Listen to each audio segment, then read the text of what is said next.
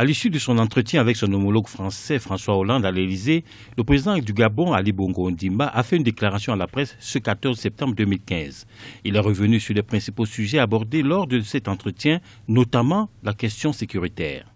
La CEAC est impliquée dans la lutte contre Boko Haram par l'intermédiaire du Tchad et du Cameroun.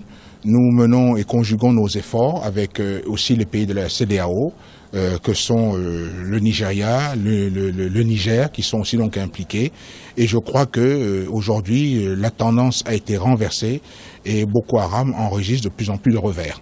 Donc c'est un effort important que nous devons continuer de soutien et tel que nous sommes engagés à le faire après la réunion de Yaoundé où nous avons décidé de soutenir les pays qui étaient engagés dans la lutte contre Boko Haram. Et c'est ce que nous faisons. Tous les pays de la sous-région se sentent menacés par le fait que le Tchad et le Cameroun, membres de la CEAC, membres de la CEMAC, puissent être aujourd'hui agressés. Ça veut donc dire que si rien n'est fait, demain, d'autres pays peuvent être agressés aussi.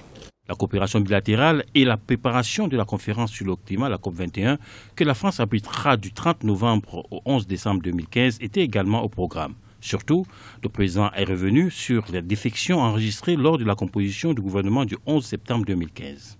Après nous avoir donné les assurances qu'il rentrait au gouvernement, sous la pression de ses amis de l'opposition, a préféré renoncer. Mais en fait, l'entrée de M. Moukani, il s'agissait de l'entrée d'un membre du parti UPG, ancien parti de Pierre Mamboundou. Ce parti, aujourd'hui, est au gouvernement.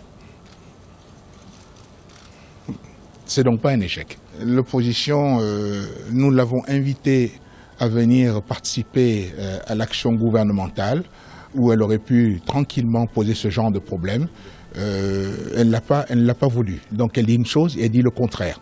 La visite du président Ali Bongo Ondimba en France ce 14 septembre 2015 a été l'occasion pour Ali Bongo et François Hollande de réaffirmer l'importance du maintien des liens étroits entre ces deux pays.